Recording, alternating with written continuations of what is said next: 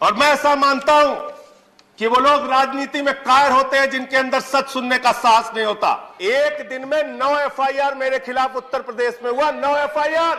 लेकिन कल जब आप सत्ता में नहीं रहेंगे, मेरे वाक्य को याद रखिएगा, इन्हीं कानूनों का आपके खिलाफ दुरुपयोग होगा। आप सारी जानकारी रख लीजिए किसी अपराधी के बारे में, उसके बाद वो भाग जाता है हिंदुस्तान छोड़ के। गृह मंत्री जी बहुत ध्यान से सुनिएगा, और मैं ऐसा मानता हूं कि वो लोग राजनीति में कायर होते हैं जिनके अंदर सच सुनने का साहस नहीं होता। आपने बहुत अच्छा किया बताया, उत्तर प्रदेश में हमारी जमानतें जब्त हुई। बहुत अच्छा किया बताया आपने कि गोवा में हमारी जमानत जब्त हुई, उत्तराखंड में हुई।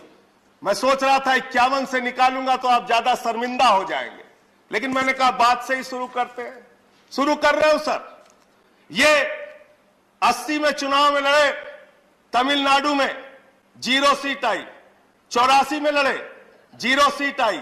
89 में लड़े, 0 सीट आई। 91 में लड़े, 0 सीट आई। 96 में लड़े, 1 सीट आई। 2001 में लड़े, 4 सीट आई। 2006 में लड़े, 0 आई। फिर 2011 में लड़े, 0 आई। 2016 में लड़े, 0 आई। हिंदुस्तान ही नहीं, पूरी दुनिया में आपकी पार्टी का जमानत जब्त कराने का वर्ल्ड रिकॉर्ड है, वर्ल्ड रिकॉर्ड। इतिहास पलटिए, इतिहास पलटिए और जानिए। और मैं आपको बताता हूं, परम प्रतापी प्रधानमंत्री आदरणीय नरेंद्र मोदी जी पंजाब गए सर प्रचार करने। 73 सीटों पे लड़े हैं लोग, 54 सीटों पे वहां इनकी जमानत जब्त हुई। कानून के दुरुपयोग की अगर बात करें मान्यवर, एक दिन में 9 एफआईआर मेरे खिलाफ उत्तर प्रदेश में हुआ, 9 एफआईआर। कृपया बिल पर बोले। राष्ट्रद्रोह का मुकदमा लिखा इन लोगों ने, राष्ट्रद्रोह का मुकदमा 21 मुकदमे लिखे। आप आज खुश हो सकते हैं, खुश होइए, कानून बनाइए, आपके पास संख्या है, आप बनाएंगे।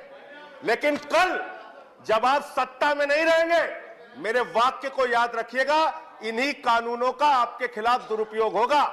जैसे आपातकाल का रोना आज तक रो रहे हो ना आप, ऐसे ही रोना रोगे जब यही कानून आपके खिलाफ होगा। और मैं एक चीज और कहना चाहता हूं मान्यवर, आप सारी जानकारी रख लीजिए किसी अपराधी के बारे में, उसके बाद वो भाग जाता है हिंदुस्तान छोड़ के। 20,000 करोड़ रुपए नीरव मोदी लेके भाग गया, 10,000 करोड़ रुपए विजय माल्या लेके भाग गया, 6,000 करोड़ रुपए नितिन संदेशरा लेके भाग गया। जिस देश के साथ आपकी प्रत्यार्पण संधि नहीं है, वहां से इन लाखों करोड़ के लुटेरों को बुलाओगे कैसे हिंदुस्तान?